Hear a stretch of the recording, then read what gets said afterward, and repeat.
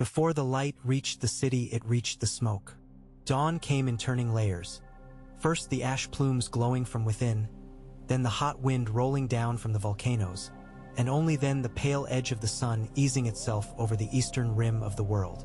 The canals steaming between the black basalt streets took the light as silver lines, and the obsidian roofs drank whatever the day could spare. Out on the harbors, the anchoring chains chimed softly as the swell nudged them, heavy notes sounding and dissolving against the cliffs. Velo's Arendar rose with the heat.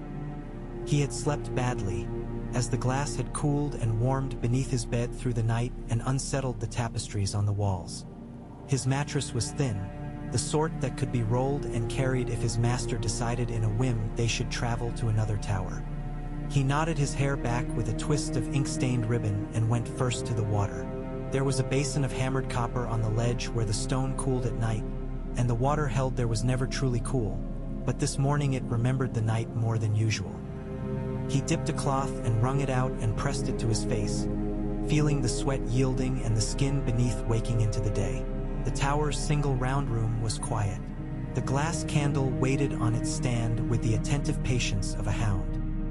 Velos disliked thinking of it that way, disliked the thought of anything that was not alive behaving as if it were. Yet there it stood, tall and black and faintly translucent where the nascent sun pushed against the shutters.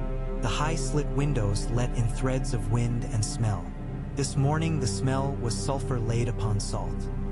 He would have known the wind without opening the shutters fully, but habit made him unlatch one and look. On the roofline across the canal, a dragon shifted, the motion like a ship's sail taking wind. Bronze scales drank the light and gave it back in small shards. The beast yawned, and the yawning was audible. Grease on hinge, bellows opening. The dragon's rider sat cross-legged near the wing joint, a stub of food in one hand, entirely at ease. It was always the casualness that made Velos stare. He had been in Valyria his whole life, and still the sight of a person perched on the back of something so wild had not slipped into the category of ordinary. The rider caught his looking and raised the food in acknowledgement. Velos nodded and closed the shutter. He washed the candle with careful hands. The cloth left streaks on the black surface that faded as the air took them. He traced the 3 runnels carved down the length of it, channels for harmony, so Master Marathis had said, and moved on to the base. The sigils there were older than the tower, older than the roads.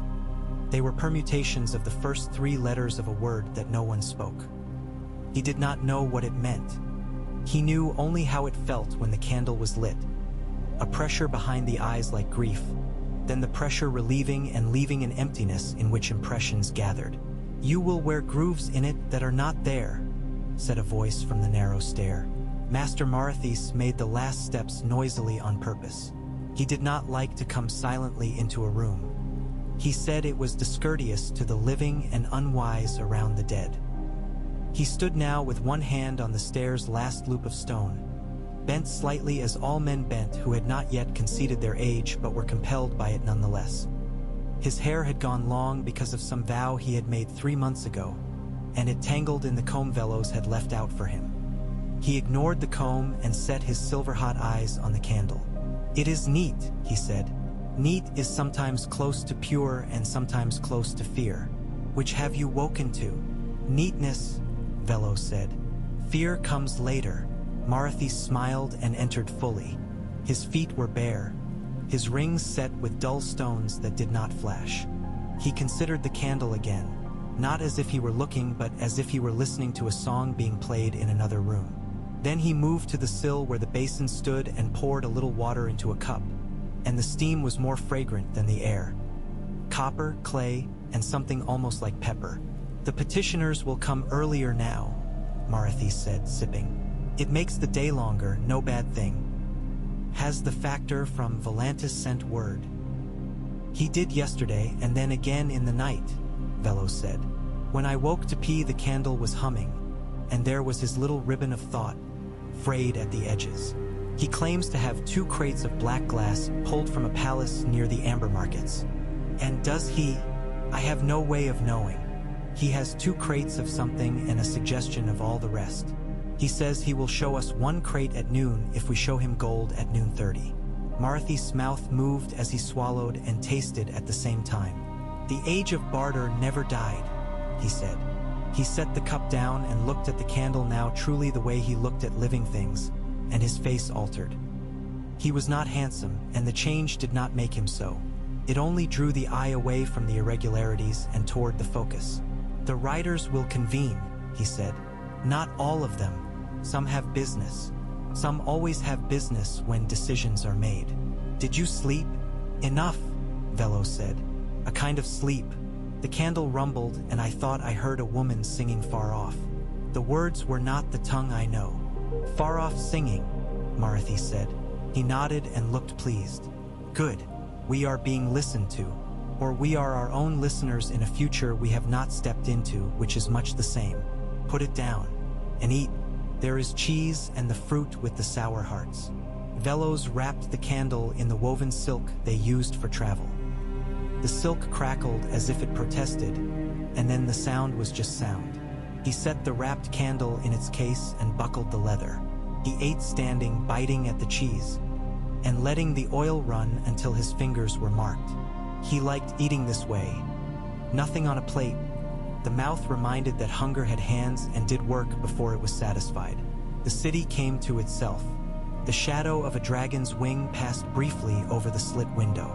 Bells from the harbor clanged as the magistrate's barge left the stone pier.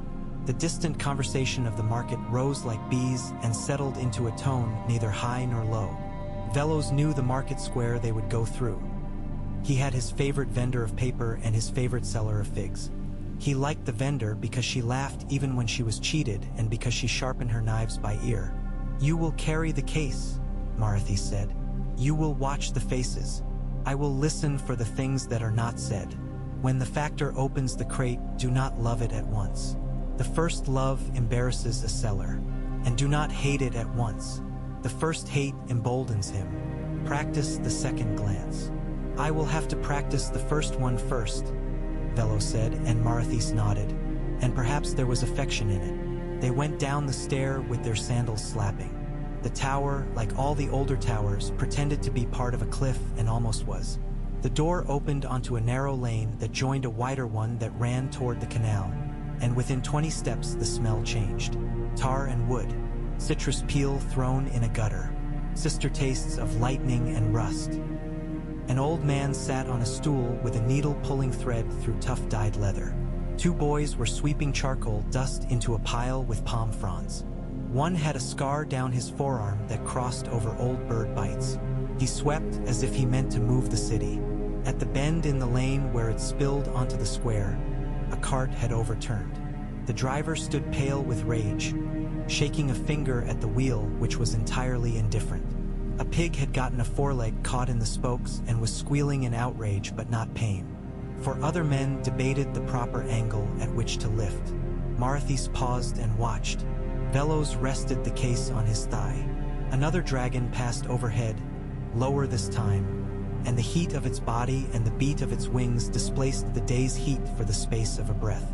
Marthys turned his face up like a plant to the sun, perhaps thinking something, perhaps remembering another day when a dragon flew low over another trouble. "Pigs and wheels," he said. "There is probably a proverb for this." They were halfway across the square when the rider on the bronze dragon from earlier, the one who had greeted Velos with food in hand, dropped from the saddle with an ease that came from long practice. The dragon did not fold its wings entirely. It held them out a little, like a matron arranging skirts while she sits. The rider crossed the last distance at a stride and called Marthys' name. She was Sarah Valix. It did not matter that she wore her hair simply braided and a white tunic without ornaments. Her face was known. The right side bore a faint old burn that revealed itself only when she smiled fully. She smiled now, not fully but more than at strangers. "Master," she said, "you walk today?" "Only to the market," he said, "and then to the listening place." "You fly, lady." "I will fly later," she said. "Now I come to say what will be said this afternoon in the White Hall. They intend to place fetters on fire." Marthys' expression was as if someone had told him the ash was raining up. "Fetters," he said mildly. "On fire. Binding, naming, The language matters only to scribes, Sarah said. Her voice had a quality of warmth that betrayed how little warmth the words contained. There was fatigue also. They will move a lattice of weaves over the 14 and claim to hold them still. They will say it is prudence. They will say it is care. They will say our ancestors held them, and perhaps they did. The method proposed is not the old method. Velos shifted the case's weight. He knew better than to speak, so he watched the eye lines. Sarah's dragon glancing toward the eastern horizon where the volcanoes breathed and bled. The boy at the fig stall staring at Sarah's wrists where bands of pale skin showed against the sunbrown. The old man with the leather needle looking at Marethis as if waiting for the word he would take home. What they propose is a net, Sarah said. A net is not a hand. A hand feels when it catches. A net only tightens. Who proposes? Marethis asked. You will see them, she said. You know their names. Valyr of Cornys speaks prettily. He says he has discovered a grammar in the mountain's heat. He has brought clever foreigners to help him pronounce it. Marethis looked for a moment older than he had in the stare. The line from his brow down the side of his nose seemed carved rather than grown. There are no foreigners in Valyria, he said dryly. Sarah actually smiled then. It was brief and made her younger. Would that were true, she said. There are always foreigners, master. They come through our children when our children think they have improved upon an ancestor. They come through us when we imagine the world smaller than it is. And what do you want of me? Marethis asked. What you always do, she said. Here, remember, say the one necessary thing that a room of people are circling without naming. I am not a juggler. No, she said. That is precisely why the words leave your mouth in the right order. He spread his hands, picture of amiable surrender. We will be there, he said. He glanced at the dragon. Does Vazra sleep enough? She looks thin. She is older, Sarah said softly, and the air has been bad from the west. She will be herself after we feed over the bay. She was quiet then. Respect or grief or both passed between her and the beast. She seemed to taste it, swallow it, and set it aside with the same deliberate motion. Eat our cheese, Marethis said, half smiling, and Sarah's smile returned halfway. I ate at dawn, she said. Velos, is it? You will speak for him when his temper carries him past the line of courtesy.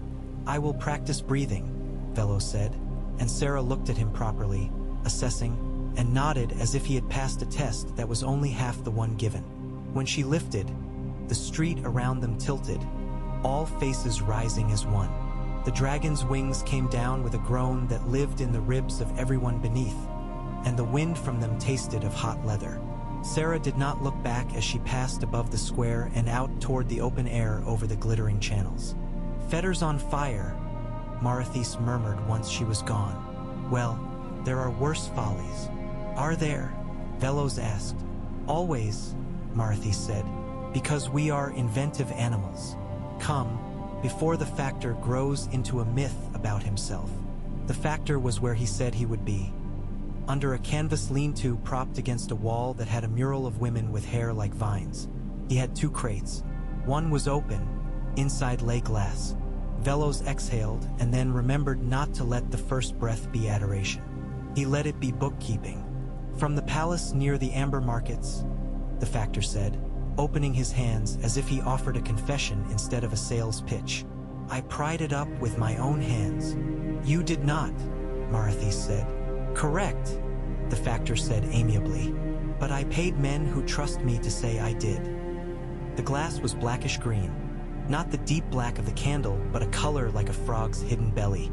When Velos leaned, he could see tiny bubbles within, a storm of them, each caught at a different moment. He reached out and stopped a finger length from touching it. He had learned to stop there. Often the touch told him less than the moment before touch. Where, exactly from the palace? He asked. The factor tilted his head. He was a man of that stripe common to successful liars.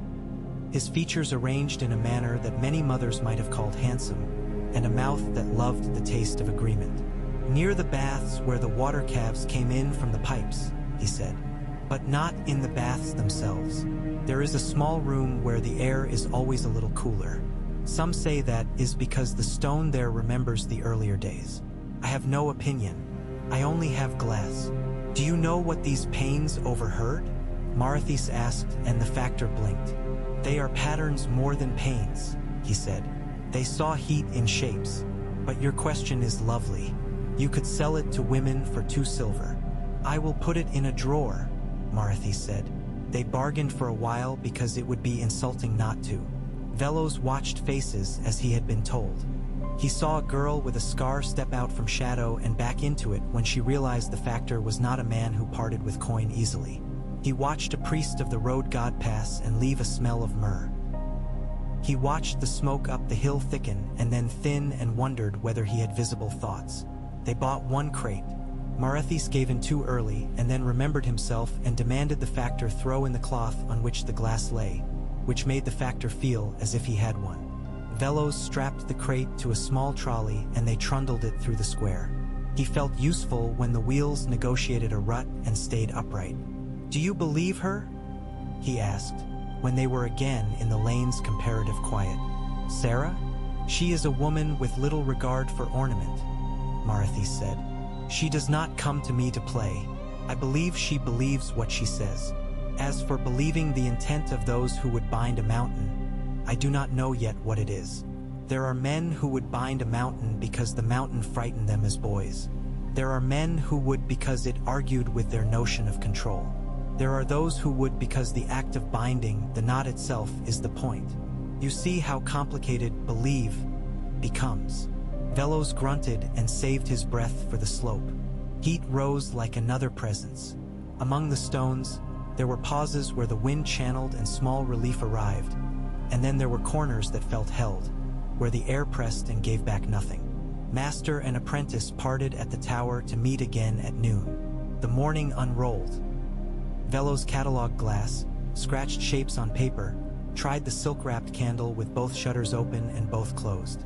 He suspected his body wanted to sweat out the thoughts that had been pressed into it in the night. When he lit the candle and took the pressure in the eyes, the first impression was not the woman singing but a smell of wet dirt and thunder. He seemed to taste the word rain whether or not he had said it. Then it passed and he was only himself again, alone, the sweat cooling on his skin to salt. Sarah Valix fed the dragon over the bay. She took fish in both hands and threw them one by one, and though it was an old drake and not a hawk, Vazra caught the fish before they struck the water with the lazy reflex of a creature that has never had to work hard to eat. Between casts, Sarah rubbed the ridge of scale between the creature's eye and nostril. When the dragons had first come to the world, some thought them pure hunger. Those close to them knew better. There were places where the scales gave, where certain touches drew out a hum. Sarah used the heel of one hand at the ridged place and listened for the sound that meant contentment. The sea below was green where it hit the rocks and dark blue farther out, but in the bay itself the color had a muddiness to it from the silt pulled out of valleys by the heavy air. A flotilla of crescent-shaped fishing boats rode low. Nets glittered in the sunlight, and the men's voices reached her in scraps. Vazra's breath steamed like a horse's in winter. Sarah leaned against the corded muscle of the neck and looked back toward the city. They named the White Hall white, but the name was aspirational. It had been cut from a cliff of pale ignimbrite, and for months after it had been polished, its surface held a sheen and the very idea of coolness. Then the air and time claimed it as they claimed all stones near fire. Now it had the color of bone long out of a body. Sarah found that pleasing. Names should contain an argument against themselves. She guided Vazra in, circling the tower Marathis used out of habit more than intention. The dragon's shadow rolled over a bridge, and a woman on the bridge looked up and blessed her, and Sarah was too far to hear the words but knew what they would be. The prayers of the city had a handful of shapes. May your children be dragons. May your dragons be fed. May your house not fall in the heat. May your enemies be named before they sit down to eat. She once had chosen not to call those prayers superstition because she wanted the people of her city to be more than superstition, but she had observed the predictability of the words over too many years. She invoked them herself sometimes, which proved nothing either way. In the courtyard below her house, Nala Samari carried a tray with a bottle and 3 cups. She did not look up when the shadow passed over her. She had learned that those who looked up too often went their days with stiff necks and careless hands. She placed the tray on a round table under a pergola. The vines above were thick with new leaves. A lizard moved through them with the deliberation of a prince avoiding scandal. 2 girls polished steel with rags and a sandpaste that smelled like white stone after rain. They looked at the tray with the hunger of girls who were not permitted to take what they wanted.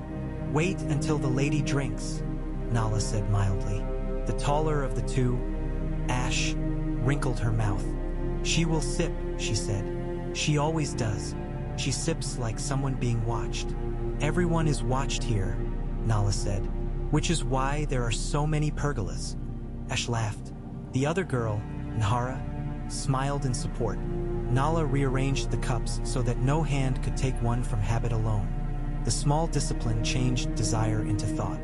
She looked across the courtyard to the door that led into the wing where the household women and boys slept. A pair of sandals lay outside the door neatly, toes touching, which meant I've had remembered herself. Nala liked the niece and did not fully trust her, which made for good balance. She poured water into the cups and stepped back. And then Sarah came down from the high stair with her hair wet and her expression dried. "Not wine," Sarah said. "For later," Nala said. "Master 10X comes with a question first, and questions want water more than wine." "Today everything wants water," Sarah said. She took a cup and drank all but the last mouthful, and Nala saw Ash's eyes widen at the scale of this need. "Master 10X comes as a favor to his wife," Sarah said. "He will talk about it as if it were his idea. Then we will let him," Nala said. She poured again. 10X arrived in sandals that looked new and a robe that was old and loved. He had spent many years in heated rooms lifting things heavier than a man and telling other men where to lift and where to set down. The work had made him wide through the chest and narrow at the hip, which in the city's fashions made him seem younger than he was. He bowed with the exact small angle that the wind often moved his house's cypress to, which was perhaps unconscious or perhaps safe flattery. "My lady," he said. He looked at Nala and decided whether she counted. He decided no. He was wrong, but the wrongness would not hurt him today. "You come with a question you understand," Sarah said. "I come to say something I have heard from men who themselves only half believe it," he said. "Which is a kind of question. Drink and then say it," she said. He drank and set his cup down on the stone rim of the fountain where a carved fish breathed a constant trickle. "They have built a new forge near the lower quarries," he said. "Not for steel. The heat there is good for other things.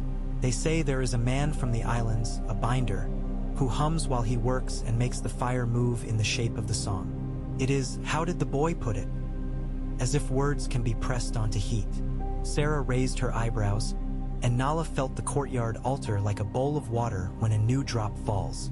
The young do not always know when the air has changed. Nala did, and she saw that the girls did not. She achieved an ordinary posture and refilled all 3 cups. "What is pressed onto heat can be pressed onto stone," Sarah said. "From stone to stone, from stone into bone. That is what Valyr will whisper in the White Hall before the sun is high." "You think this man from the islands is Valyr's?" 10X asked. "I think enough of everything is Valyr's," Sarah said. "Not by right, by reach. Not all foreign things are new, 10X. Not all things new are foreign." Nala said nothing. 10X looked toward her as if the silence were a word, and then he looked back at Sarah and was content to be the man who brought a rumor to the more complete rumor. In another quarter, south and a little east, where the rain gutters were lined with shells and the doors were painted the color of limes, Corin Pyrelis took a piece of metal from the fire with tongs and set it on the anvil and smacked it with a hammer until it gave him the sound he wanted. The sound came not on the first stroke nor the 8th, but on the 14th. The sound said the metal had a direction, and that he was not mistaken about it. His shoulders sang with work. His left ear had a line of scar from an explosion years ago when he was still figuring his blood owed the city a debt. "You will crack it if you love the sound too long," said a voice behind him. Corin did not turn. He was in the part of the work that punished distraction. He finished what he was doing, and then he set the piece in the quench. The hiss filled his mouth with the taste of coins. Only then did he straighten and turn. The man had a Lycini's soft way of standing and a Valyrian's eyes. His hair was dark and too long for safety near flame. He wore no rings. His fingers were ink-stained. "I am told you are a binder," Corin said. "I am told many things," the man said. "Today I am Doreen Sin, once of the islands you call pleasant when the sea is kind and wicked when she is not. I have worked before in parallel to those who work with their hands."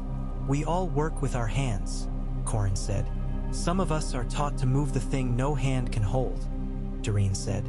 "I came because the men who wrote to me said you had ears." "Everyone in Valyria has ears," Corin said. "They also said you had the patience to hear past one's first bad phrasing." "That is rarer," Doreen said pleasantly. Corin found a rag and wiped his hands. He had not disliked anyone this quickly in months. He masked it as skill demanded. "What do you want me to hear?" "Sing to the heat and it will answer," Doreen said. "This is trick and not trick. If you have a skill for the way metal moves, you already sing. You do so by touch. I mean only to move the song from the palm to the throat." "There are no new songs," Corin said, and it was both a proverb and a hope. Doreen nodded as one who would not contest a hope and would test a proverb. He took 2 small pots from his bag and set them by the fire. He poured a portion from one into the other and added a pinch of ash from the forge and then, surprisingly, a tear of oil from a lantern. He stirred with a bone sliver. The smell rose and was sweet and awful. "Not all things used here will be used later in production," he said. "This is for the demonstration. Humor me. Heat the bar to bright yellow. Not white. I will adjust with voice." Corin wanted, vainly, to throw him out. He wanted to turn and go back to the sort of work that kept a man honest. He also wanted to see whether this man could do what he said. He found the clean iron and fed it into the fire until the color was right. Doreen began to hum. The hum was not a melody. It was a line that fell and rose in a sequence that would not be written in any book with 5 lines. It made Corin's upper teeth ache. It made the hair on his forearms stand. He looked at the bar and thought for a moment he saw a shimmer in it, as if design moved beneath the heat. Then the fire surged as if it had taken breath and the bar grew brighter and then settled. And when Corin took it out to hammer it, the sound it made was clean and far. He had not heard that sound from this sort of iron. He struck again, and the sound did not change. The piece wanted exactly what he wanted for it. He knew how to understand an event like this, first as a man, then as a craftsman, and then as a subject of a city. As a man, he accepted that wonder had crawled up his spine and into his mouth, that he had bitten down on it so that it did not show in his eyes. As a craftsman, he admired the transformation without assuming continuity would follow. Today might be this, tomorrow not. As a subject, he grew wary. A thing that makes work easier often makes men difficult. "What is in the pot?" he asked at last. "A binder for harmonics," Doreen said. "Ash from places where the air is thin. Oil from lamps that have burned on prayer. Rendered fat from a type of fish that eats the eggs of other fish. You see, even list-making here is a kind of music." "I see only that you are what you claim," Corin said, "which is not proof you are wise." Doreen's smile was pleasing and entirely without defensiveness. "That may even be the proof of it," he said. He stayed through the middle of the day, taking out little pots and powders, chanting sometimes beneath his breath, sometimes in a voice that filled the room like steam. The men who came in to collect finished work lingered beyond their proper tasks. Corin, after a time, told them all to go. "You have brought a new thing to a place that detests new things," he said, when the forge was private again. "Is that how you describe your city?" Doreen asked. "It is how I love it," Corin said roughly. He set the hammer down more forcefully than was necessary and frowned when the sound it made told him the anvil had something under it. He knelt, moved it, and found a folded piece of paper a messenger must have slid beneath. He wiped his hands and opened it. The writing was precise and without affectation. "Whitehall, midday. Bring ears and doubt. It was Marith's hand and Marith's humor. Corin folded the note and tucked it into his belt. "I must go," he said. "We are always going," Doreen said. "An illusion of purpose can be made out of it. Some illusions keep men from falling off roofs," Corin said. They left together only because leaving together was the speedier way through the press. The outer heat caught them from both sides. They walked for a time without speaking, listening to a knife seller calling his wares and a group of women laughing at a joke that must have involved a goat. At a crossing, a troop of children made a game of hopping from shadow to shadow without touching sunlight. One boy failed and shrieked as if burned and then laughed at himself. "You smiled," Doreen said. "Your city, detester of new things, makes new games from old dangers." "The game is older than the road," Corin said, "and older than you." Doreen inclined his head as if to say, "That is right, and I am not offended by having been born later than song." The White Hall gathered them. Marithis was already at the back, which was where he liked to stand. Velos stood a little to his left, holding the case out of habit. Nala Samari came in behind Sarah and took a place near a column where the stone's flaws formed something like an eye. Tenek squeezed next to a marble basin with a vivid impatience. He tried to keep still. Men and women who rode dragons came. Men and women who counted for a living came.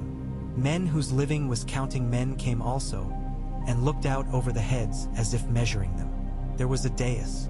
They had built it because people wanted heights and because men without saddles desired to look down sometimes. Upon the dais stood Valyr of Cornis.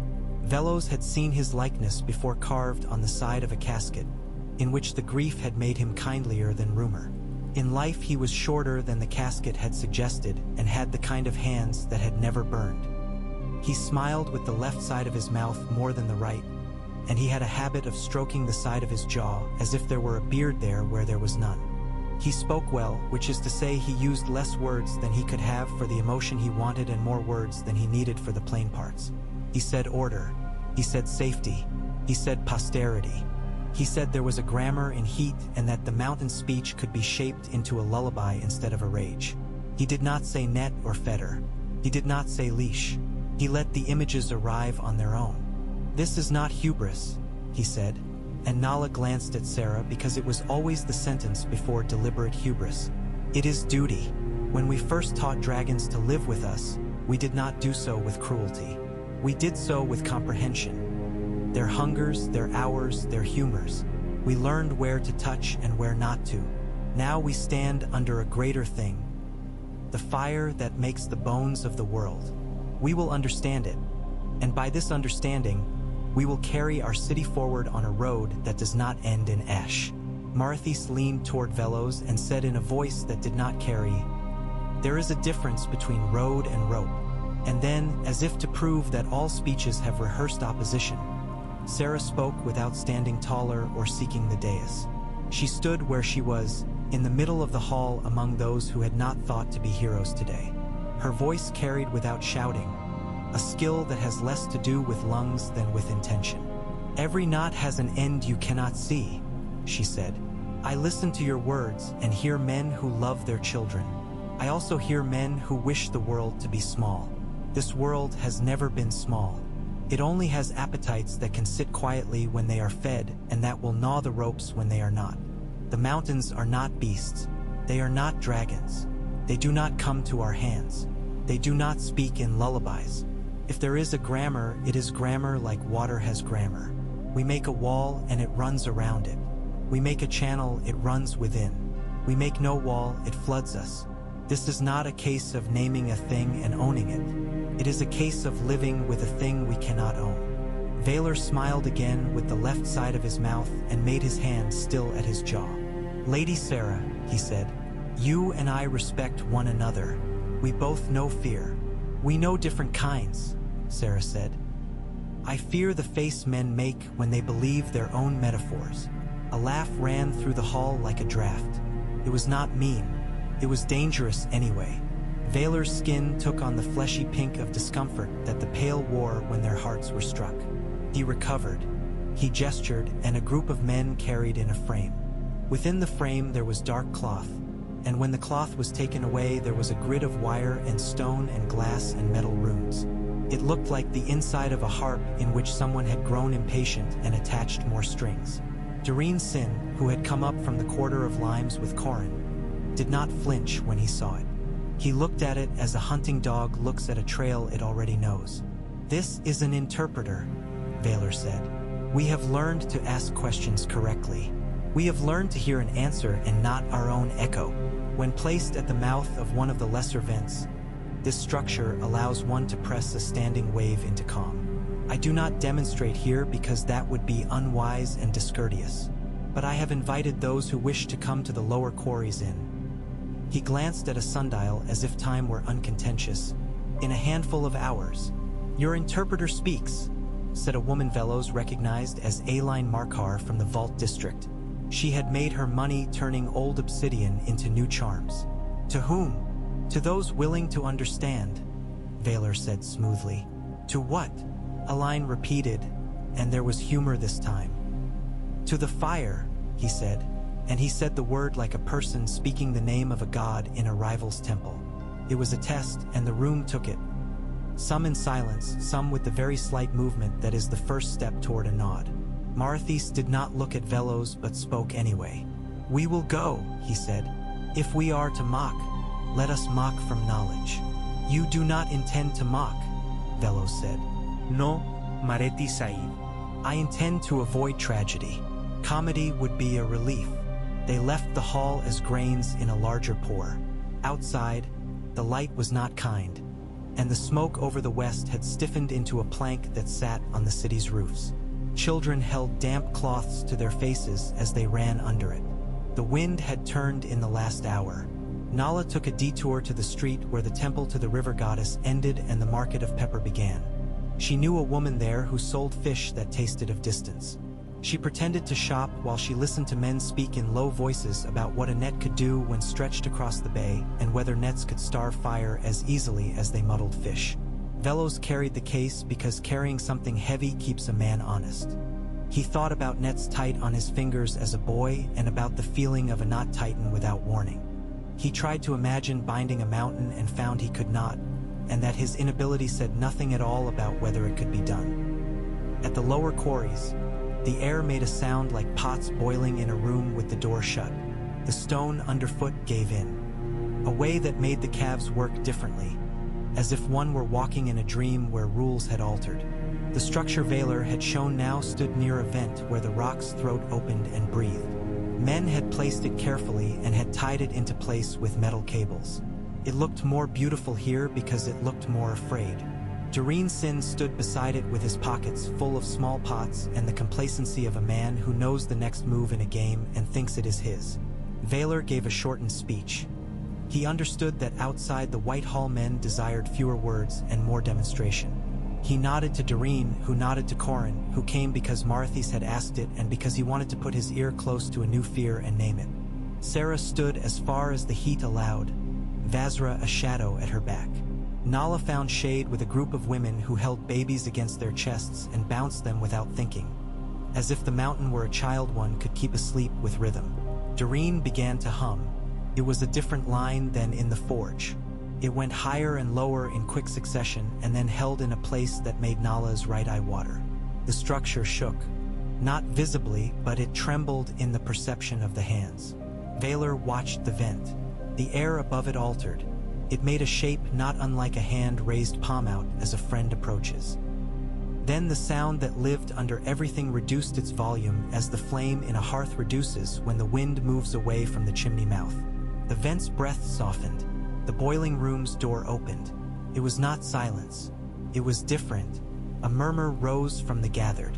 It was two sounds braided, one taking relief as proof and the other taking awe as permission. Marthy's face had not changed. He watched as if the mountain had told him a joke he would remember years later and still not entirely understand. "It will not hold," Sarah said to Nala, who had not asked but who knew comfort when she heard it. "It will not hold because it does not ask the right thing of the right thing." "What does it ask?" Nala said softly. "To be still," Sarah said. "But stillness is not in the mountain's grammar. Even ice moves. Even the dead change.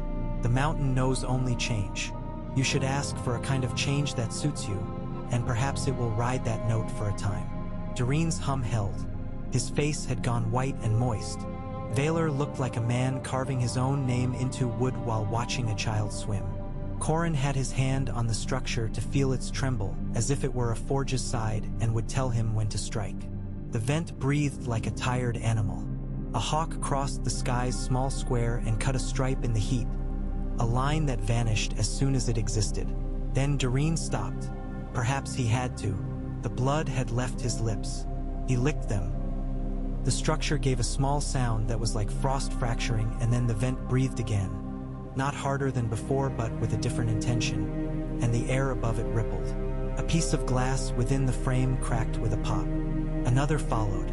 The structure's grid slumped like a net in a sudden rain. It was only the first phrase, Valyr said quickly, and when a man speaks that quickly it is for himself. No, Marthy said. It was a clean demonstration. It showed us where your strength ends. Doreen knelt, coughing a little, then laughing in a way that did not entirely suit laughter. A little longer, he said hoarsely. I could have kept it a little longer if someone had brought me the proper oil. It is not a matter of oil, Sarah said. It is not even a matter of song. It is a matter of asking a river to hold its breath. You ask dragons to land, Valyr snapped, patience losing to hope. You ask the sea to give up fish to your hooks. We ask for so many things and get them. I ask dragons to land by showing them where their weight can sit, Sarah said. And the sea gives up fish because we've learned 1,000 small lessons and because sometimes the sea is generous. You come to the mountain and ask it to be what it isn't. She turned and looked at Marthys. Tell him, Marthy sighed. If you want pacification, he said, find another sort of fire, or find a way to make the change it is already making look like the change you want. The mountain does not know you. It does not resent you. It will not listen out of offense. It simply speaks a language you cannot make your mouth form. Valyr's jaw worked.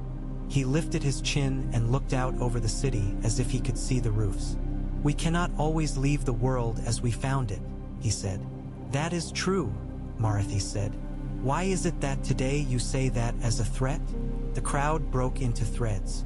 Some men went back whispering because they liked the feeling of a secret that had a weight.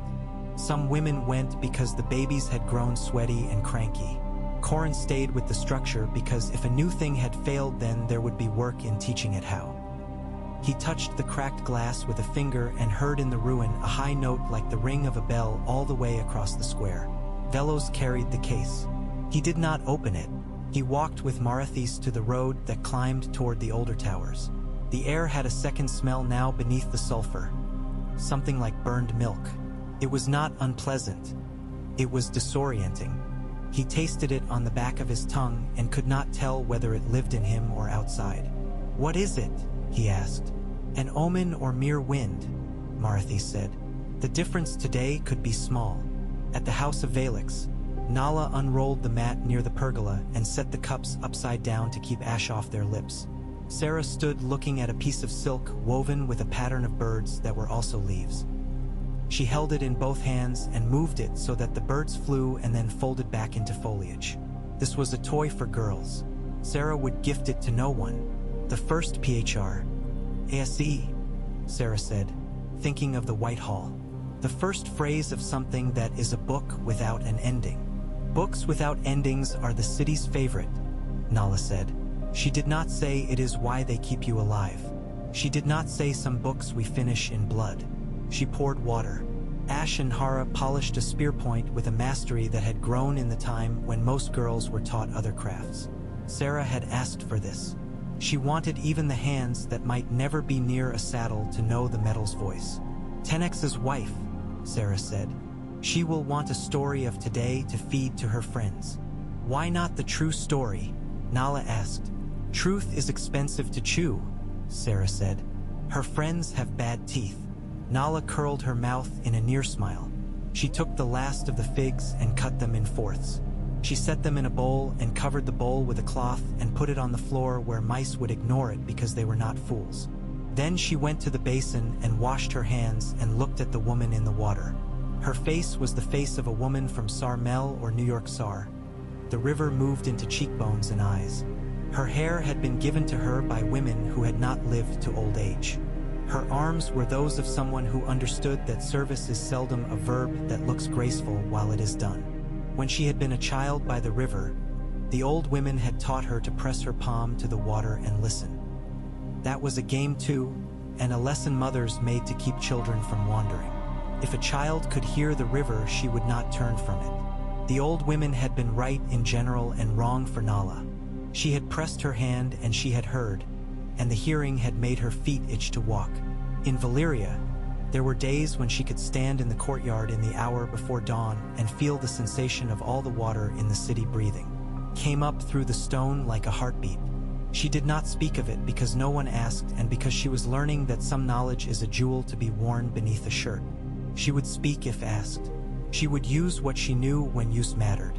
Dusk came as it often does where the day is heated. Suddenly and completely. The dark was fast and smelled of rocks. Fires burned in braziers on rooftops and in courtyards, and the red of meat shone on tables. Flies had their feastings and then were discouraged. The dragons retreated to ledges where the air rose warm and constant from chimney rock. Velos ate on the tower roof because the room's heat had not yet settled. Marathis picked at a bowl of rice as if thinking would do the body's work. "You will watch tonight," he said to Velos. "They will try again, and someone will sing until he bleeds. We will be respectful of others' convictions and of our own limits. Put the candle on the low flame and attend." Velos did not ask how he knew. He had learned to recognize when Marathis was using knowledge that had no respectable source and no reliable consequences. He lit the tiny flame and set the base on it and watched the silk slip off the candle as if it discovered itself unneeded. He did not look into it right away. He let it be a thing in a room first and then allowed it to become a world. When the pressure at the eyes pressed, he did not resist. The picture slid like a wet fish in a bowl and then was still. He saw the lower quarries again, but from a height this time. He placed his seeing near the roof of a stone shed. Men moved below with the caution of men doing something they have already been told not to do. Doreen placed a fresh pane into the frame, and his hands shook once and then were still. Valyr was not there. Corin was. He looked as if he had promised to be someone else's conscience and was tired of it but would keep the promise anyway. The hum began. A different line. It went up like a hawk and then splintered and then rebuilt itself as if from instructions found in a pocket. The vent's breath shifted. The flame's ghost bent itself. The structure held. Velos licked his lips and tasted ash in the room where he sat. He pulled back a little, remembering Marathis' warning that the candle could take a person's breath if he forgot where his chest was. Then something altered, not at the vent or the structure but in the air between men. He felt it as a small seizure in his own shoulders. He moved the seeing to the right and found a man with a hood pulling aside a strip of wire that was not intended to be touched. He recognized the face when the hood fell and he did not know the name. The man's eyes were narrowed to a person's when he wants to make a thing that he has imagined. He placed a thin rod beneath the structure and wedged, and the structure sang with the wrong note. Doreen's hum faltered. He pulled it back like a horse that has almost tripped. The wedge held for a breath and then slid and made the grid twist. The vent's breath took offense. Velos felt Marathis' hand on his shoulder because he had leaned forward as if he had control of a body that was not his. "No," Marathis said quietly. The pain cracked. Then another. The line in man's throat broke and he swallowed and tried to find it again and could not. The vent gave a single shout that the city heard without knowing what they heard and then fell back into the language it had used since before any man named it. The grid did not collapse. It leaned. Corin said something Velos could not hear and grabbed the frame and held it still with his hands, which did nothing because the movement that destroyed it was within it. Velos pulled out of the candle before he wanted to because he had made the mistake of foolish sympathy. He sat on the floor and pressed his palms onto cool stone until his palms warmed it. Marathis watched him with the frown he wore when he fought not to speak cruelty. "I know," he said. It is like watching someone you do not love fall anyway. Someone interfered, Velos said when he had breath. Of course, Marthy said. People choose sides. They do it long before the flags are distributed. Why? Velos said, as if asking could make motive more pure. Because there is always more than one struggle inside the large struggle, Marthy said. Because even among those who oppose your ends, some oppose you for the wrong reason, which makes your opposition impure even when you are right. Because there is something about power that births children like itself. Velos rested his head against the bed's post. The candle's light went on spilling out of it like a thread pulled from a sleeve that had no end. He reached up and closed the shutter, and the room took on the proper honest dark. In the forge, later, Corin tasted iron in his mouth, though he had not put any there. The demonstration had not ended in explosion, which felt like a kind of wisdom discovered after folly. He sat at a table and drank water and wanted it to be wine. Doreen lay on the floor with his arms crossed over his eyes and hummed the shape of failure as if memorizing it would make it not happen again. He did it, Corin said. The man with the hood. I saw his want. I do not think I failed because a man helped me fail, Doreen said. I failed because I did not keep a thing held in my mouth. It is like reciting a poem when a bee flies into your ear and you make the mistake of wondering whether it has a stinger. There will be men who say you never held it at all, Corin said. Oh, those men exist regardless, Doreen said, moving his arms and opening one eye. They do not even know they are men. They think they are the idea of men. Have you ever met an idea of a man? They are impossible to help. Corin grunted. He set the cup down. The sound was wrong again. He lifted the table's corner and pulled out another note. Marthys was in a mood to send more words than usual. Come tomorrow, it said. Bring nothing that would be missed. Corin ran a rough hand over his beard and then over his short hair. He did not like secrets, and he disliked being told to bring nothing that would be missed even more. The men who wrote such lines often imagined themselves alone in their cleverness. Still, he had wanted a path, and this letter was at least a track worn by two, him and the man who had written it. Sarah slept for 3 hours by a clock that counted drops of water into a basin. When she woke, Vazra was already awake. The dragon's body made a shape in the half-dark like a hill that had come into the courtyard to rest. Sarah swung her feet to the floor and stood and felt the night's damp on the tile through her soles. Nala waited with the understanding that some nights are composed of the act of waiting. Wine, Sarah said, and the small cherries in the stone bowl. Nala fetched. Sarah drank the wine in 2 swallows and then bit the cherries with neat cruelty and let the pits show the shape of her mouth on them. The man with the hood, she said. We will find him. There was such a hurry in his shoulders when he ran. He is a man who has run his whole ordinary life, and then he found cause, and we must discover if the cause belongs to him or he to it. Men with hoods belong to whatever wind moves, Nala said. The wind is sometimes a name. Sarah looked at her over the rim of the cup. And sometimes it is the absence of one. Who names a vacuum? Everyone who fears it, Nala said. There will be many names, Sarah said. We will test them. We will see what holds and what slides. Near dawn, when the hot wind backed off and let the air do the small decent work, Velos returned to the candle. He did not light it. He only touched the silk and the base. He was tired of second sight. He wanted to be a man eating bread in a room and not a man tasting 2 rooms and comparing them. He made tea from leaves with a blue stripe. He thought of calling the drink by the name his mother used and then let the thought pass by as if it were a fish in a canal that could be left to its own business. Marthys came up the stairs with a packet of wax sealed and then resealed and a look that meant he had decided and would bear the blame if wrong. He put the packet on the table and took a slice of bread and ate it and said nothing until the slice had disappeared.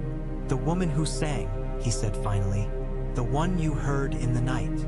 I heard it, Velos said. I think she will come, Marthy said.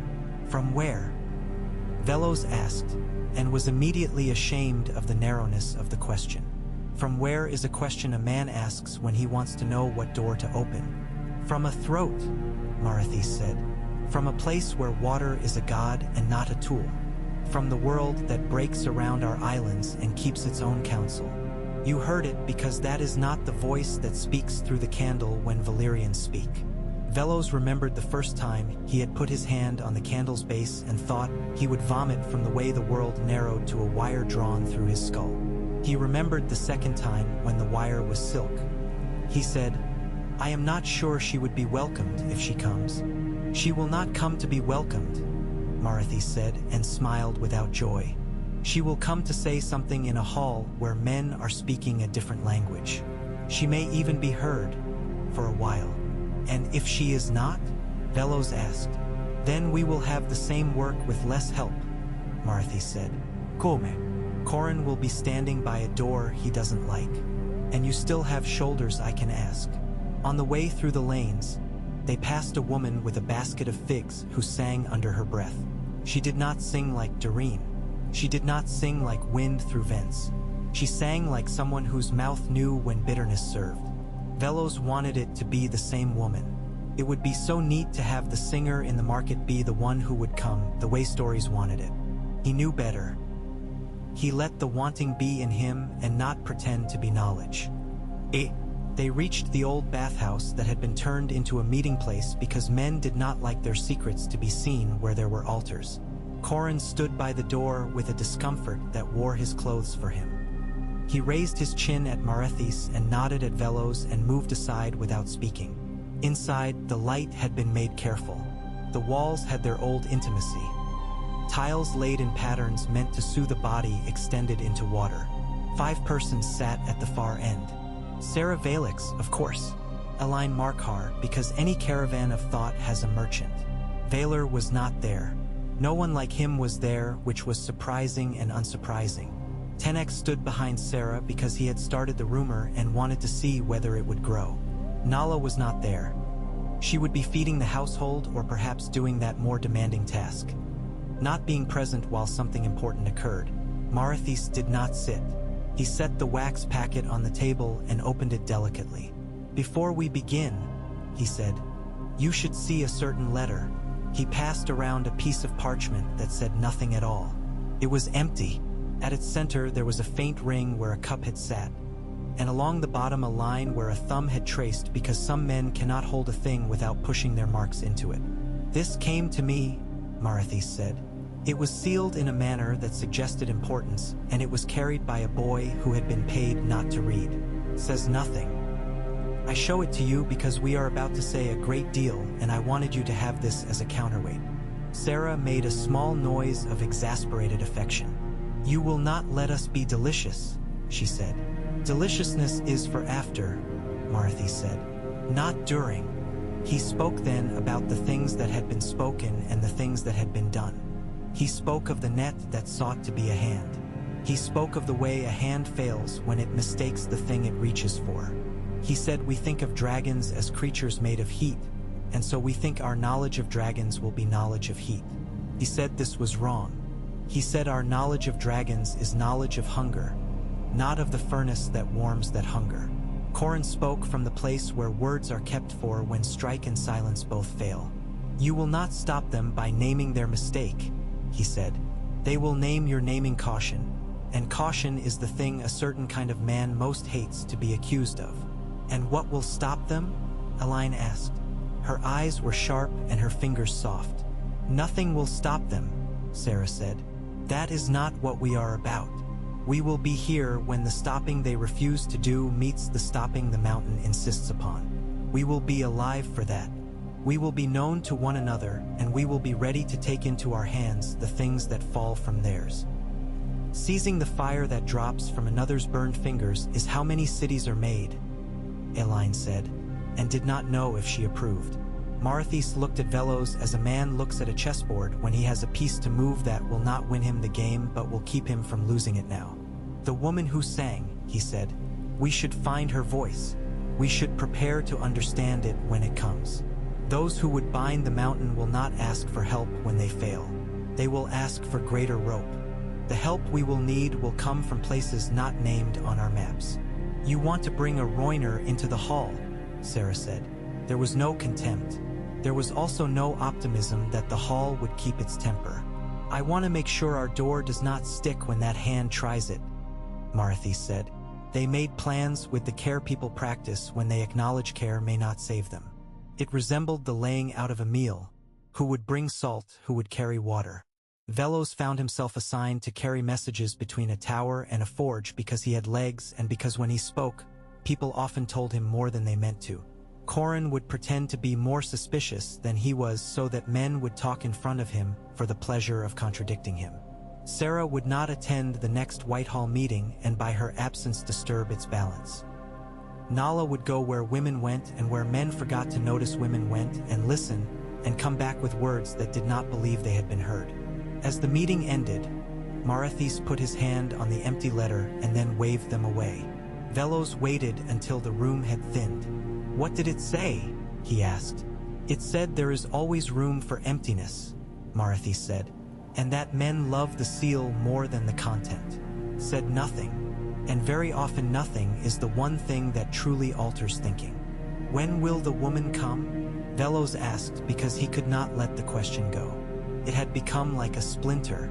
"When water grows teeth," Marathis said. "Water has teeth," Velos said. "Then perhaps she is already here," Marathis said. She was on a low boat in a ribbon of canal that the city neglected because it was not picturesque. Her oars were flat and broad, and she did not lift them. She pushed water as if it were a friend helping her carry something heavy. She had a cloth over her hair and another across the lower part of her face. Not for modesty, but because the air burned the throat sometimes and she had decided against being burned. Behind her on the boat were 2 baskets. One full of ordinary stones that had spent a winter underwater, the other full of reeds cut at a joint in such a way that when blown they made a hollow whine. She headed toward a set of stairs where the stone had been worn not by feet but by the carrying of water in buckets. Nala met her because she had been told only this, that someone would come who was not announced. She came without a weapon because words would either begin this or end it. When the woman tied up at the stairs, she did so with the confidence of one who had tied horse knots without being laughed at. Nala took the nearer rope and looped it as properly as if the river itself were watching for correct habits. They stood and looked at one another. "You are from the river," the woman said to Nala in a tongue that was not Valyrian and did not care to be. "You are from my house, if houses may be long and made of water." Nala answered in the same tongue and felt the swiftness of joy that arrives when the mouth speaks its oldest shape. "I am from the river. I live in the city. The stones have learned my feet. You are welcome. I am called Vish," the woman said. "I sing the story of when water goes where it is not wanted." "You could sing the city," Nala said, and the woman smiled. "I could," Vish said, "but the city seldom listens when told she is not wanted. I came to sing something else.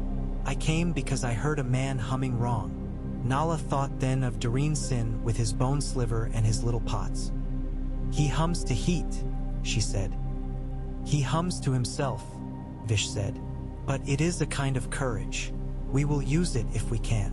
She looked up at the sky, at the piece of it visible between roofs. The smoke grew heavy in the night. When smoke is heavy, it wants to fall. When it falls, it does not do it like rain. "The White Hall," Nala said. "There are men there with seals and women there with numbers. There are dragons there even when they are not visible. Come slow." "I cannot come slow," Vish said. "I will seem so because it suits you, but the song does not like slow. It wants ridge and fall." "Then I will ask for a kind of slowness that is actually preparation," Nala said. "I will ask for breaths that land where they should." She liked the woman. She had already decided. That made her cautious of liking. She did not step back from it. Through the day, little things happened in the rhythm that passes for ordinary. A boy fell off a wall and did not cry. A woman sold a carpet and afterward felt she had sold a portion of her mother.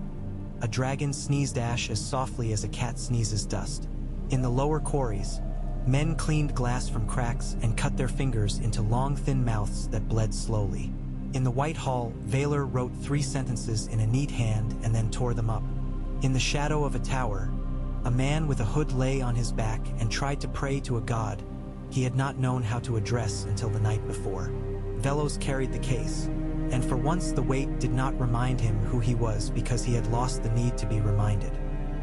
He went to the forge and found Corin asleep with his face in his arms and hesitated and then put his hand on the man's shoulder. Corin woke like a smith, not with words but with a hand that immediately sought something to be steadied. "Come," Velos said. "There is a woman whose words might make your hands want to do new things. Perhaps that will be disgusting to you, or perhaps it will be relief." Corin grunted and stood and put on the leather apron and then took it off, because today he would need nothing that would slow him when asked to move. He followed Velos out into the heat that had loosened by a degree, revealing the small kindnesses beneath. They went through the market and through a courtyard and along a lane where women wove rushes into mats and children played chess with river stones painted white on one side. The children's chess had rules that were older than the city's games. One child picked up a stone and smelled it before moving it. Velos wanted very much to ask what the smell told him. He kept walking. In Sarah's courtyard, Vish sat with Nala and drank water as if water were visiting from another city. Sarah came and did not sit because she did not wish to approach this woman like a petitioner, and the small refusal was her courtesy. They all acknowledged what they were. Two women who held different kinds of authority. One man who had built his body for heat. One young man whose eyes were used to seeing more than one thing at a time. "Sing," Sarah said to Vish. "Not long. Our ears are not old enough to hold many long things yet." Vish sang. She did not move her hands, and she did not close her eyes, and she did not become a figure out of music. She remained a body. Her song was not a line. It was two lines and then four and then a chord that had nothing to do with numbers and more to do with the space between ribs. She sang the sound of a river when a rock has fallen into it and changed the path by insisting. She sang the sound of the sea when it remembers the river and lets it in. She sang the sound of rain landing on a heated stone and becoming steam that tells the stone a story of what it means to rise and return. She did not sing the mountain. She refused to sing the mountain because it had all the songs it needed and had not asked her. Doreen Sin came to the courtyard as a man comes to a place where the thing he needs might be distributed. He heard the tale of the song and stopped and was not shy of the act of stopping. He looked at Corin and was glad that he had been invited. He looked at Velos and measured him quickly and kindly. He looked at Sarah and did not pretend that her presence was not as heavy as a furnace. He looked at Nala and understood that she would make decisions that would feel small and would be large. "That," he said, when he could find words without making them brittle. "What is that?" "Water's grammar," Vish said. And if the words were insufficient, they were nonetheless acceptable because insufficient words were the only kind that could be passed hand to hand. Doreen swallowed. "I need to learn to hum like that," he said. "I have been humming in a mouth that cannot make that sound. It is like asking a pot to throw itself." "Your hum is not useless," Vish said. "Your hum is useful for reminding. You may hold the edge of the thing while it chooses. You cannot press it. You may be a finger on the back of a child learning to walk. If you pee, rest, you will be burdened. If you don't, sometimes you will make the difference between standing and falling." Doreen breathed out and sat down on the stone as if his legs had not been prepared to hear this. Corin, whose work had never asked him to love words, nevertheless heard words that asked him to build new shapes into steel, and he agreed because the agreement used a part of him that had been waiting for use. Sarah watched the exchange and her mouth moved in the smallest motion of a woman who has placed a piece where she had meant to place it, and now the rest of the board altered in quiet increments. Time does what it always does when people are serious. It behaved itself. It let them pack moments into it as if it had a little stretch. Vish sang 3 more short pieces, and in each one Doreen found a line he could take into his own mouth without shattering it. Corin discovered where to hold a hammer so that the hum went through his palm and showed him a new thing the metal wanted. Nala listened to the spaces, to what was chosen not to be sung, and in there she learned something about how to speak to those who had too long held the room by not speaking at all. Velos watched and did not think of the candle, and in that neglect he honored it. He let another kind of flame work. When at last Vish stood to leave, she did so without grandness. "I will be where water is," she said. "You will find me if you remember that water always tries to sit lower than it is."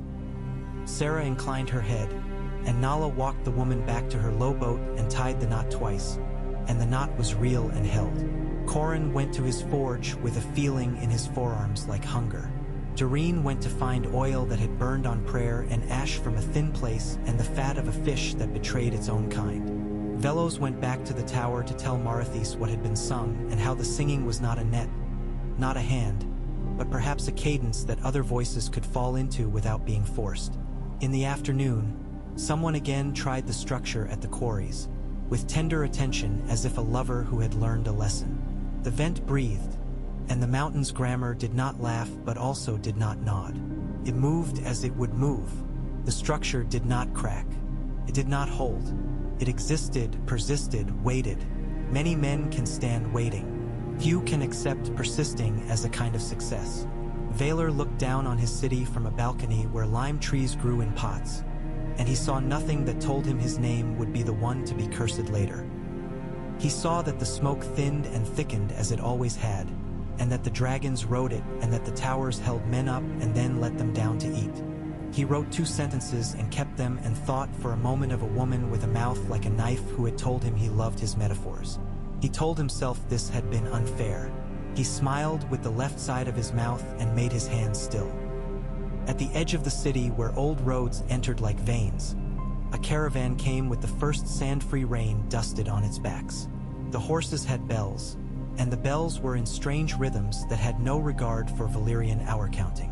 At the last cart, under a canvas with a pattern of small birds, a boy slept with his head on a sack of salt. The driver whispered to the horses in a dialect that had been beaten out of him as a child and that he had let grow back. He saw, as he came around a bend, the glow from the vents, and he prayed as a matter of habit, to whom he did not know. The city took the caravan in and counted it and made room for it as it had done for so long that the act felt like nature. Night fell as if it had always meant to. A woman under a pergola cut a melon and thought briefly of her mother. And in the tower a man who had not always told the truth to himself lit a candle that would show him truths he could only decipher slowly. A dragon on a ledge breathed out, and the breath plumed into the dark. On a boat in a quiet canal, a singer let her hand trail in the water and felt the city's heat use the water inefficiently. She smiled. Inefficiency was a kind of openness. It meant the world had not been tightened yet. Long after, when the city would wake to new heat and men would fix new names on old things, they would argue about when this began. Those who loved the clean edges of story would point to a room and declare a phrase spoke there the hinge. Others would say a net that was not a net failed near a mouth of rock. Others would say a woman sang water into ears that had only heard fire, and that was the moment. The truth would continue to be untidy. It would be made of many small breaths landing where they should. On the second night after the demonstration, a minor forge at the edge of the quarries buckled under its own glory. Corin was there because he had come to borrow a tool and because he disliked the man who owned it and came partly to dislike him while borrowing. The heat had been poor all morning, could not be made to settle. Men blamed the coal, then the wind, then a boy who had slacked and who had not slacked. Then a sound came out of the wall as if a jar had cracked within a jar. The wall bulged and then lifted in. The fire pushed like a shoulder under a door. Corin had time to understand he was about to be a story, and then his body decided it was not time to be a story and ran. He pulled one man with him, hand on belt, and another stumbled into the clear on his own and was astonished to be there and then pretended he wasn't. When it was done, when the heat had laughed and then fallen back, one of the supports had gone, and the forge lay at a tilt. The owner, whom Corin disliked, sat on a fallen beam and cried as a man does when he discovers he had loved a thing after all. Corin stood with blood in one eye and watched the smoke like hair, and he thought of children hopping from shadow to shadow and of song pressed onto 2 kinds of stone. T of the woman whose hum had been wrong and then becoming right, and of the man with the hood who had made the wrongness louder. He thought of the mountain as something that did not think but behaved better than many men when frightened. Velos came with a cloth he had dipped in lemon water and a cup of wine mixed with honey because old women had said that would please the blood. He put his hand on Corin's shoulder the way he had in the forge and the way he had when he took people back from the candle's edges. He said nothing for a while and then only, "We have work." Corin snorted and then smiled despite his eye. "The city loves men who say that," he said. "The city loves itself," Velos said. "We are occasionally mistaken for parts of it." In Sarah's house, Nala sewed a seam in a shirt that would be worn by someone who would stand before a hall and pretend not to care. She made the stitch small and even. She listened to the sound of the needle through cloth. It had a note. Everything had a note if one could stand to listen without trying to turn it into a song. Vish would have laughed to hear her think this. She would agree as she laughed. The laughter would do the work of sand on a blade. Marathis wrote a list. He wrote it twice, once in ink and once in his head, and then he put the list in the drawer where he kept ideas that needed to sit in the dark until they changed shape. He considered how much of a man's life is sorting drawers. He put his pen down and went out to the roof and lay on the hot stone flat and let the heat push his old pain out of his bones by a small degree. He closed his eyes and saw the word that nobody wrote, and he opened them before he would have had to say it. The city, reluctant to sleep, rolled over and made noise, then made less. A dragon opened one eye and closed it again and dreamed in feathers and fish. Far out, where the sea had nothing to do with the city, water rose on water and fell elsewhere. Out there, a man on a boat with no seal and no sense of what the White Hall looked like sang to himself to make himself bigger than the night, and no one who would change the city heard him, and this also mattered. At dawn, the smoke rose first again. The day came in layers. Velos looked out the narrow shutter and watched the bronze dragon stretch, and he did not think dragons were ordinary. Marathis came up the stair and stood with his bare feet on the stone and said, "Today we will teach the candle where to look." And Velos said, "All right," and went to wash his hands because in this city men wash their hands before using fire or voice or glass. They set the candle and they moved water to where it could hum if addressed. They would ask the mountain for a kind of change that did not shame either party. They would build a brace that did not pretend to be a net. They would sing a line that could sit in a throat without splitting the flesh. They would fail and stand and fail and stand, and if a man with a hood came, they would try to see his eyes in time. They would leave room in their pockets for a sealed letter that said nothing, and they would remember that sometimes emptiness is the one word that accepts more words later without breaking. In the White Hall, Valyr rolled a ring between his fingers and went to meet men who would reassure him that the falter had been a step toward grace. He would be half convinced, which is the most dangerous measure of belief. In the courtyard, Nala set the cups upside down and smiled at Ash's impatience because there is a kind of child who thinks the world begins when she turns a cup, and sometimes she is right. On the canal, Vish tied her boat loosely because she had learned that tight knots break under pressure and loose knots yield. She put her palm on the water and listened. She heard stone, which is not common. She heard a breath held and then released. In the forge, Corin took the hammer at a place where the handle had worn to the shape of his hand years ago. He let his palm feel what the metal wanted before he listened to what he wanted, and for once those two kinds of wanting sat together as if they were friends. He moved his mouth and did not sing, and under the soundless sound there was the ordinary miracle that makes a city a city. Men and women deciding to continue. This was not war yet. It was something more dangerous because it could still pretend to be only thinking. Someone poured water into a cup and it sounded like rain on a heated stone, and someone listened and remembered, and the mountain, which does not remember any of this and cannot be blamed or praised for that deficiency, breathed out into the day, and the breath was what it had always been, a warning and a blessing and something that neither needed nor ignored any of the names men were setting upon it.